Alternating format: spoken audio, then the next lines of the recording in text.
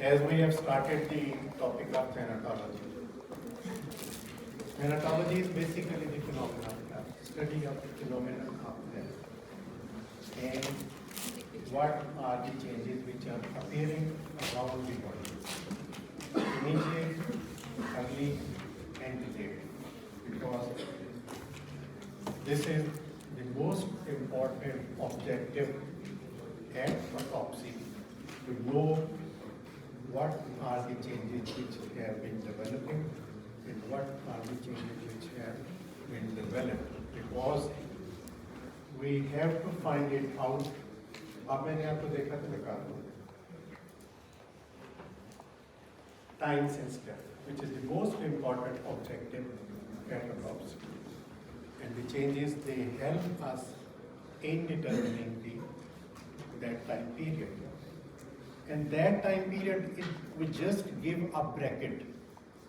We cannot fix, we cannot pinpoint कि ये body ने 12:10 इतने सेकंड पे stop breathing or died.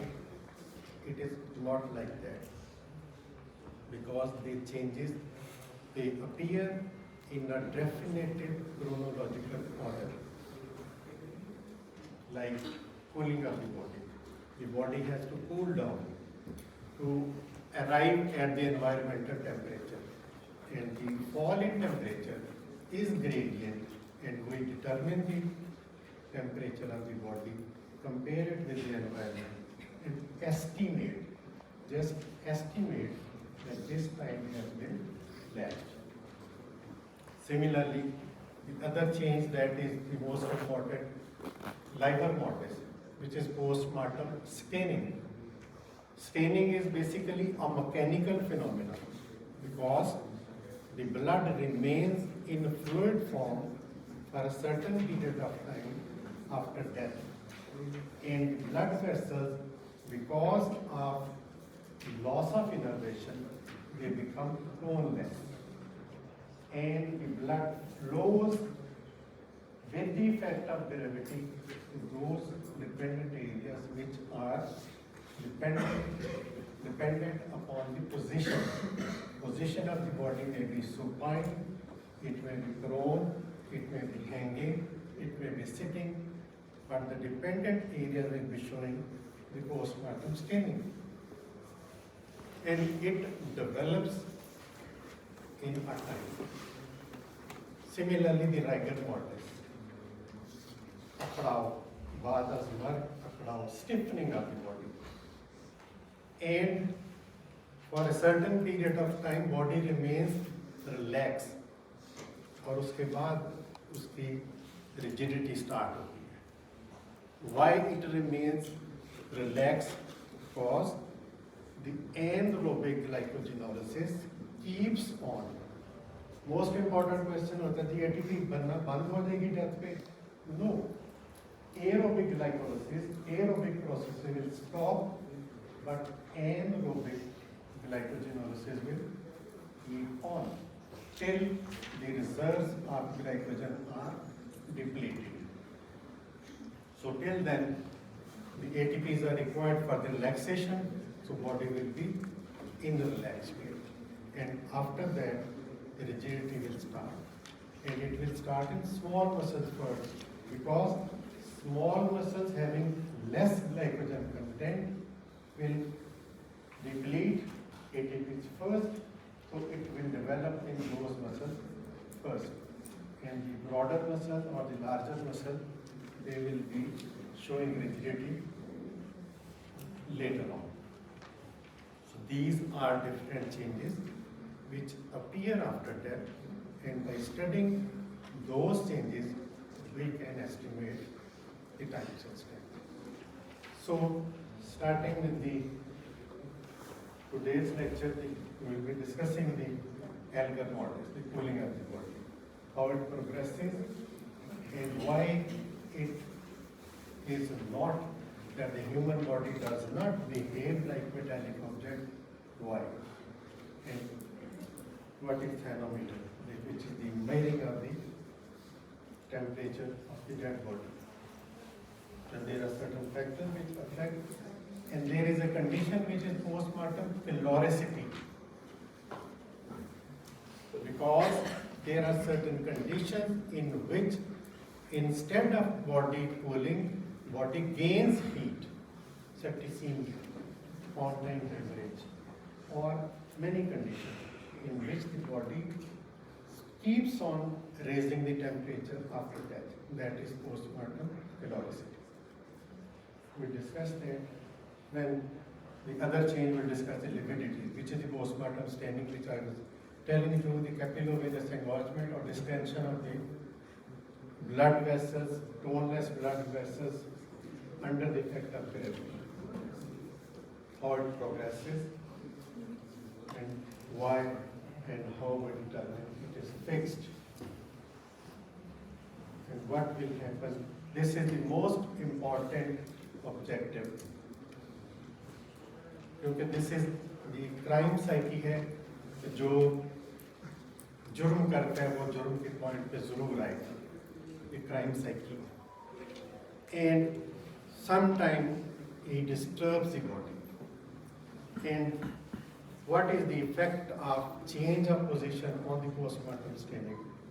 Because it's a mechanical phenomena, flowing of the blood to the dependent region. If the body position is changed before it is fixed, we'll discuss how it is fixed and what time it takes. And before it is fixed, it will reappear to the next dependent region, but faint marks will remain on the original position. So we can come to know that the original position was this and the position of body was changed before the postmortem staining was fixed.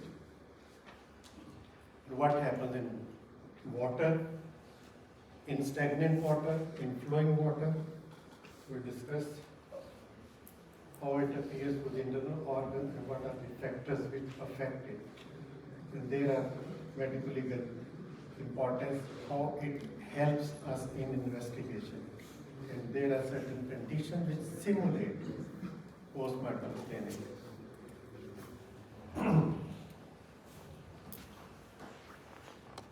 So we have to differentiate those conditions from postmortem staining, and most common lividity, that is cyanosis, congestion, and bruise.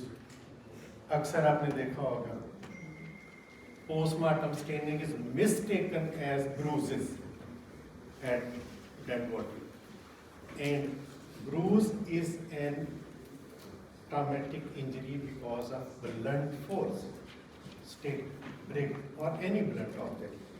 There is crushing of blood vessels, extravasation, blood come out of the vessels, that is bruise. Whereas lividity, the blood remains within the vessel. We have to differentiate because it appears same at death. We have to differentiate between the bruise, between the congestion and cyanosis, and how the graphic representation is. So starting with the changes after death, immediate changes, they are the signs of death, at the moment of death, at the moment of somatic death. And that is the clinical diagnosis. And we have to certify death according to WHO criteria. And it's a laid down criteria how we diagnose death. And that is upon the immediate changes which are available. Then the early changes and the late changes. The early changes are contact flattening, cooling of the body, postmortem staining, and regular ones. So these are changes which are appearing after few hours after death. So the first change, contact flattening. First early change, contact flattening, means when death occurs, there is loss. First, there is loss of innervation. फिल्मों में ड्रामों में देखकर एकदम हाथ गिरता है. So that is loss of innervation. First is loss of innervation. The muscles become toneless, and in tone you can resist. When you sit on any object, your tone of the muscle will keep your shape of the body. But when the person dies, that tone is lost. And because of the weight and loss of tone, the surface of the body which is in contact with any surface, it becomes flattened. So contact flattening is flattening of the body surface on which it is lying because of the loss of tone in the muscles and effect of gravity causing the weight to compress that area. The body flattens over the area of contact on which it rests, and this is because of loss of innervation and effect of gravity. And it will be more easily manifested when postmortem staining will be appearing. Postmortem staining will be appearing in between the areas of contact flattening. For example, if the body is supine, the back of the head, back of the shoulder, back of the buttocks, calf and heel, they are in contact and they are the pressure points. So they are showing contact flattening because of the weight is being transmitted through these points. And in between, the body has contours, and in those areas, the postmortem staining will be appearing. So the contact flattening areas will be more evident, and the postmortem staining will be developed. Like this. So this is the area of contact, back of the shoulder, back of the buttocks, and this is the postmortem staining, which is in between the areas of contact. Now the cooling of the body. This dead body has to cool down. It has to attain the environmental temperature. Normally, when the person is living, there is heat production, there is heat loss. Heat production is by metabolic processes and heat loss is by radiation, conduction and convection. But in dead body, the most important method or phenomena of losing heat is conduction, not radiation, not convection, because he is lying on a broader surface. Broader surface is in contact, so directly transmitting the heat to the cold area, cold surface.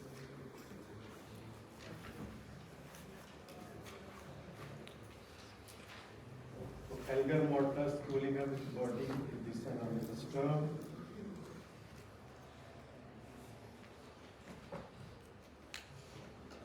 And for the dead body, conduction is the most important factor. Now, human body does not behave like metallic object, because Newton's law of cooling है. A gradient is established between a metallic object and the environment, and the heat is lost by radiation and other phenomena, and that is directly gradient to the environment, and the graph is exponential. Sudden drop and then slows down as it approaches the environmental temperature. But the human body does not behave like that because it is not a uniform metallic object.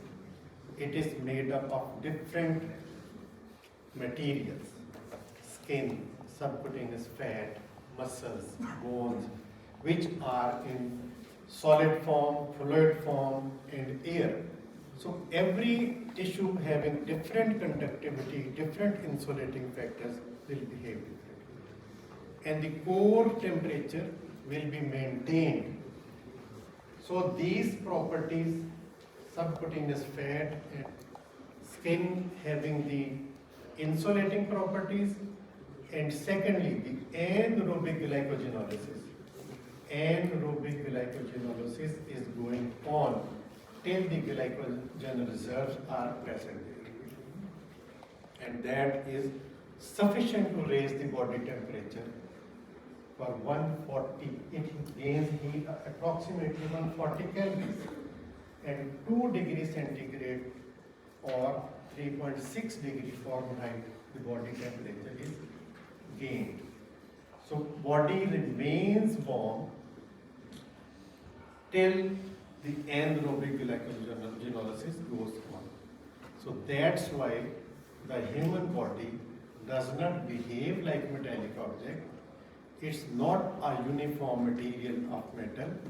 It is composed of different tissues, solid, liquid, gas, skin, subcutaneous fat, muscles, bone, having different conductivity, different insulating properties, and secondly, the anaerobic glycogen. So these two factors keep the body warm for a certain period of time after death. So Newton's law for metallic object, it is a gradient directly related to the environmental temperature. Once the gradient is established, it is exponential type of curve, like this. At metallic object, directly a gradient is established in the environment, and there is certain laws, and when it approaches the environmental temperature, it is slowed down. But human body does not behave. I have explained to you.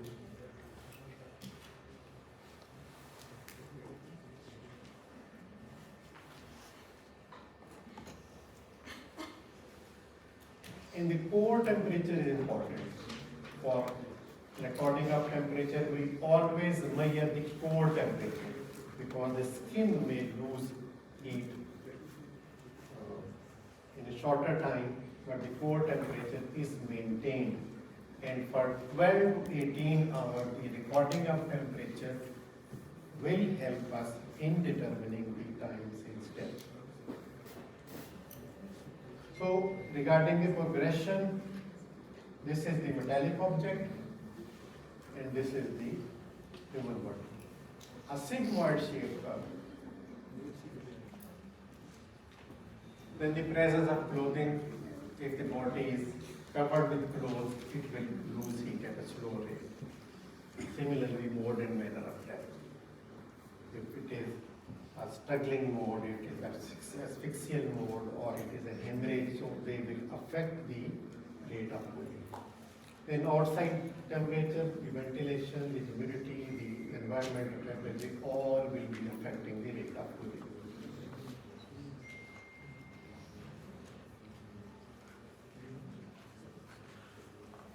These are various conditions having subnormal or higher than normal.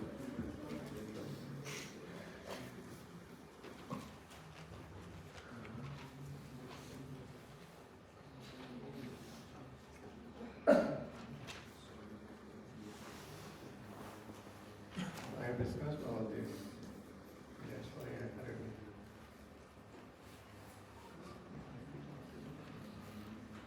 Now, if the body is in water, and we know the water is better conductor, the body will cool down less than in air. And that also will be depending that if it is cold water or it is hot water, then again the dirty seepage water, the fresh water, the sea water, they will be all affecting the rate of cooling. Then the flow of the medium.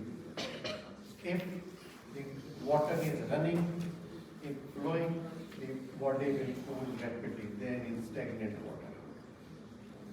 The humidity also will be affecting.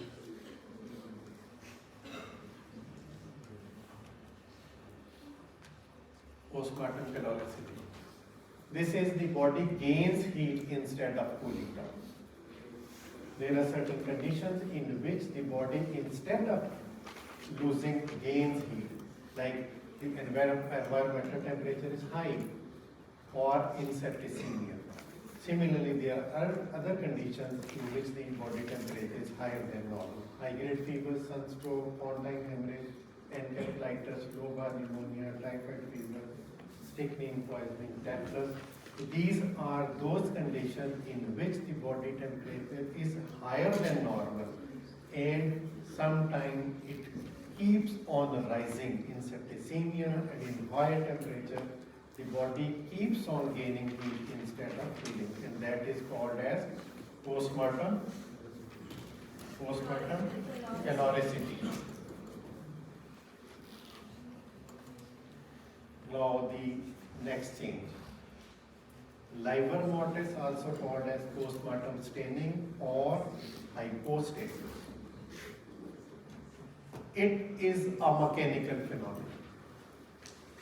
Body after blood after death for a certain period remains in fluid form, and the blood vessels, they lose tone because of loss of innervation, and under the effect of gravity, that blood which is in fluid form will flow down to the dependent region. That is hypostasis.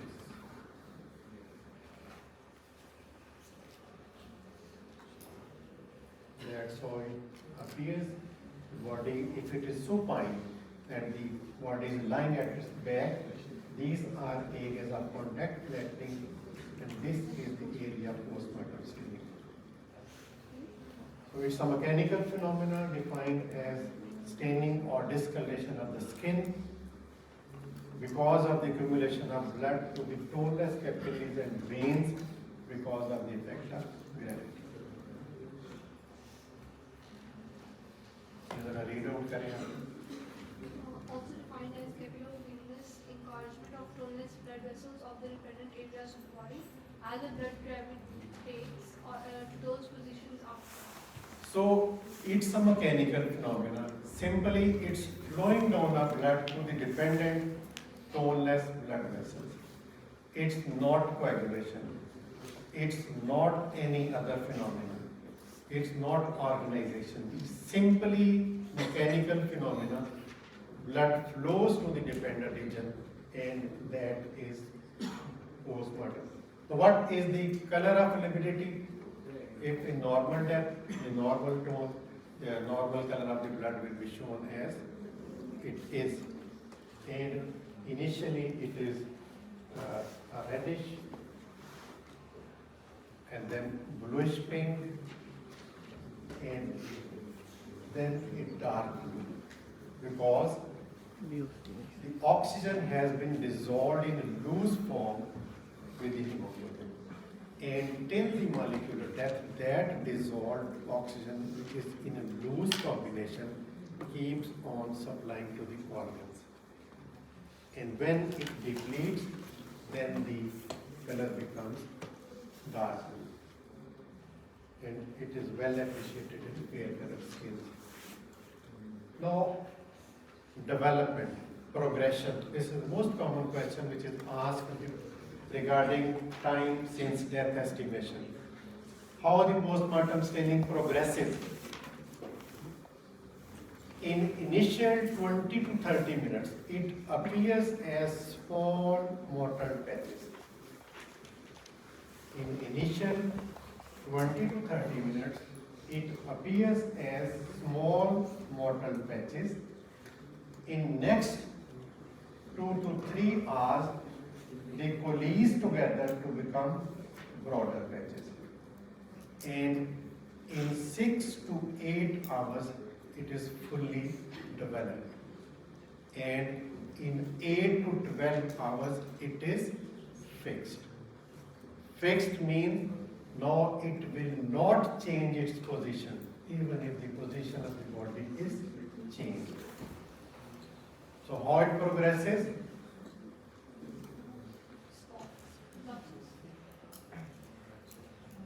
Spreads a little. Up. Fixed.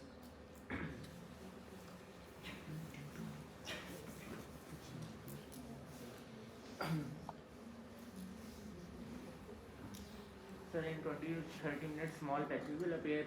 In next 2 to 3 hours, they will coalesce together to form big patches.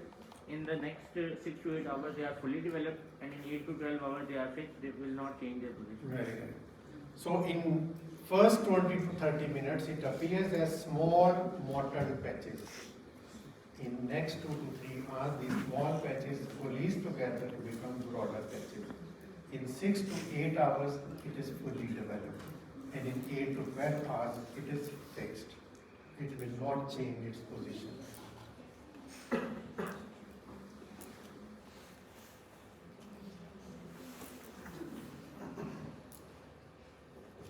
So small mortal dull patches in 20 to 30 minutes, in 3 to 6 hours, they released together, become broader patches, 8 to 12 hours, fully developed and fixed.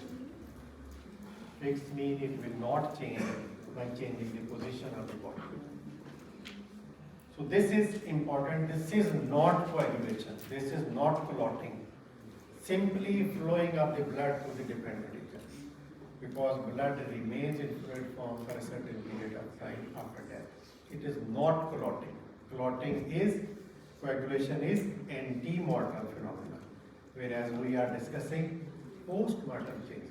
We are not discussing any anti-mortal phenomena. So this is not clotting, this is not coagulation. This is simply the stagnation and flowing of the blood to the toneless veins and capillaries to the dependent region where the body is lying. How we determine that the post-mortem staining is fixed? Simple test. You just give a pressure to that site. If the area bleaches, that means it is not fixed. And if it doesn't bleach, that means it has been fixed. Simply with the pressure of the thumb, and if it is bleaches, the lividity, it is not fixed. So regarding the distribution, it depends upon gravity and it depends upon the position of the body. For example, if it's supine, body is lying normally, the face upward. So the areas of contact will be back of the head, back of the shoulder, buttocks, back of the calf, and heels. These are the areas of contact, having contact flattening, and in between that will be post-mortem staining. If the body is prone, it will be appearing on the front, and areas which are in contact, the shoulder, the forehead, the nose, they will be showing the contact flattening, and in between will be post-mortem staining. So depending upon the position of the body on which it is lying will be showing the post-mortem staining.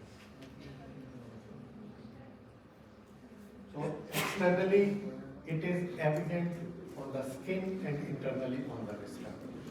अब ये सबसे important है कि जी back पे क्यों नजर आती है, फ्रंट पे क्यों नहीं नजर आती पोस्टमार्टम स्टेनिंग? बिकॉज ग्रेविटी आप वो ब्लड नीचे की तरफ होगा, it will not on the front. आप the vessels on the front will be showing that phenomena, but it will not be appreciated because the blood is on the lower side, effect of gravity. So it will be evident on the side which is dependent. तो body का उल्टा करके देखेंगे वहाँ से नजर आएगी, not from the front of the body. So this postmortem staining will be appearing in all the vessels, but only the dependent region will be showing that phenomena.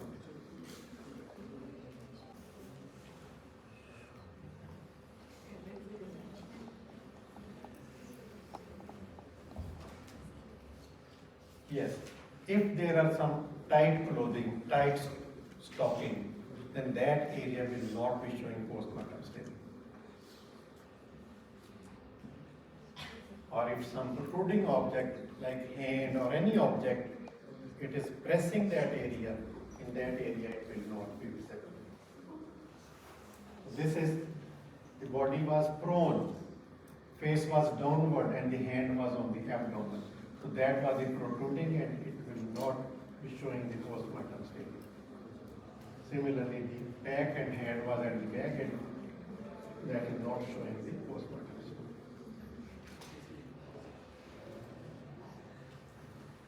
And so it appears like that.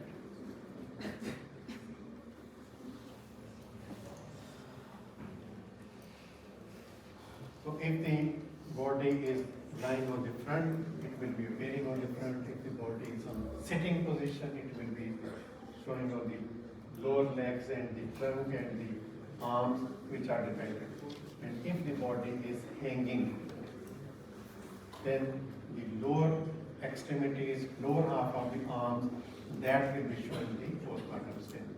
You can appreciate that the postmortem staining is visible on the lower portions of the arms and the hands. The body was on the side and it is showing postmortem staining on the side of. So this is important, change of position. If the body position is changed before the postmortem staining is fixed, then it will reappear on the next dependent areas.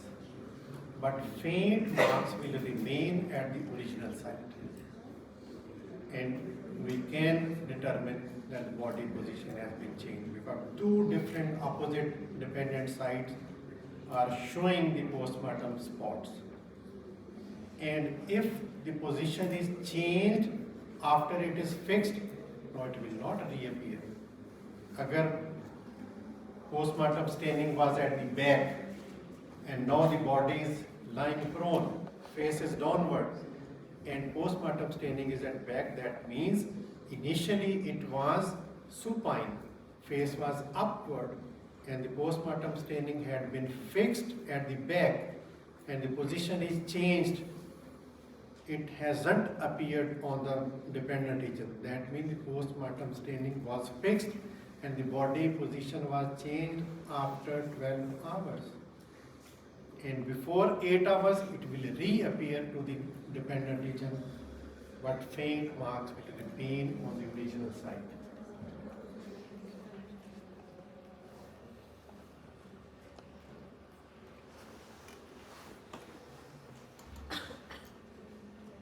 So this is an example that the body was prone.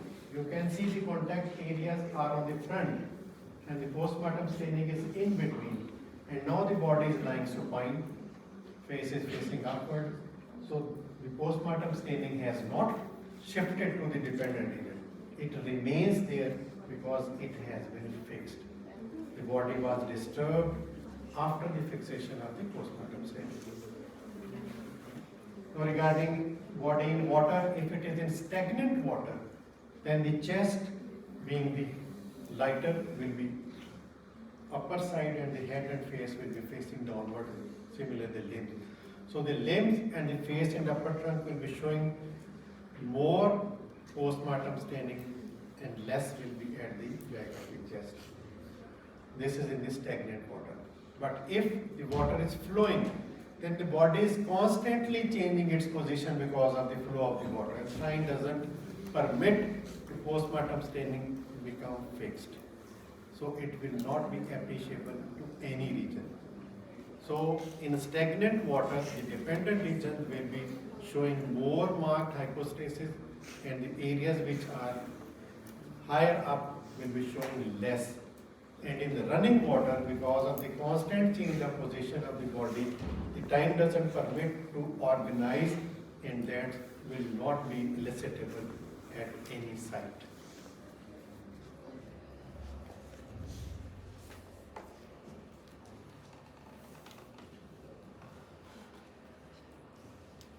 Now regarding the internal appearance, it is same as dependent region. For example, if the body is supine, so the back of the cerebrum, cerebellum, the lungs, the stomach, the liver, kidneys, and the coils of the intestine, the posterior surface will be showing the postmortem staining if the body is supine. So again, depending upon the position, they will be appearing. This is the posterior surface of the lung showing the postmortem staining. And it should not be confused with the congestion or inflammatory process, because the inflammatory process will involve the whole organ, not only the dependent region. So we can easily differentiate between the. There are certain factors. It is a postmortem phenomenon. The color upon the reduced hemoglobin, the fluidity will determine the blood will flow through toneless capillaries. Effects of gravity will be affecting. Color will be differentiating in different types of deaths. Asphyxia, death of poisoning, and the lighter color will be appreciable in fair colored skin. These are various factors. Like in carbon monoxide, it is bright cherry red. In cyanide, bright pink. In potassium chloride, chocolate colored. Bright pink in cold. A bright pink cold में भी है और bright pink उसमें carbon monoxide poisoning में फर्क क्या दोनों? Temperature.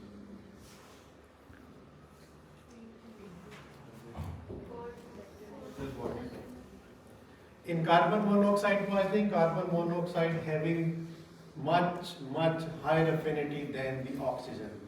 So the oxygen is there dissolved, but it is not fixed with the hemoglobin, and it is in dissolved state. That's why the blood is brighter. And in cold hypothermia, the metabolic process is not utilizing oxygen. It will remain dissolved in the blood. So both the mechanism is different, but the oxygen is dissolved. That's why it is that bright. In anemia, it is faint colored, asphyxia, dark colored.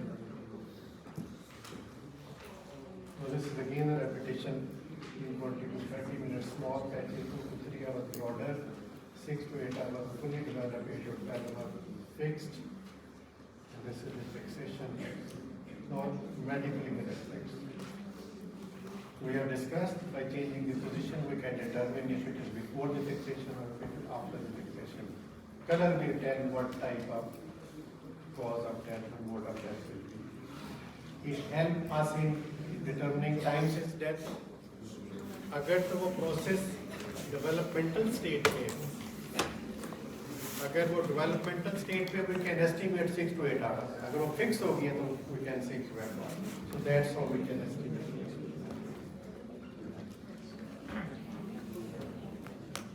अब उसमें next जो last closing slide वो basically differential diagnosis की 3 condition which simulate cyanosis, congestion and bruises. Cyanosis because of disease process, वो terminal points में आपको finger tip में टंग में साइनोसिस नजर आएगा, but this is on the dependent, तो आप डिफरेंशिएट कर सकते. Similarly, जो inflammatory process congestion है, it is involving the whole organ, whereas the postmortem staining will be on the dependent. जो third most important bruise है, that is caused by blunt trauma. Any blunt injury will cause rupture of the blood vessels, extravasation of blood. आपने अक्सर जो नील मार के नीला पीला कर लिया, तो that is because of the hemorrhage, disintegration of the hemoglobin. Whereas this is mechanical phenomena, blood remains within the vessel. It doesn't come out of the vessel because of trauma. So we can differentiate between them. Currently on slide पे चले जाते हैं.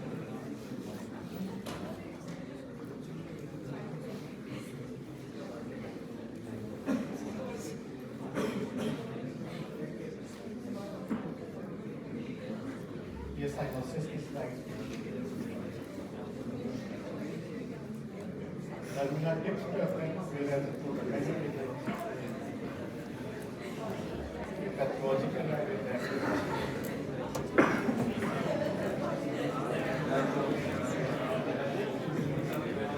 bruises because of the blood trauma.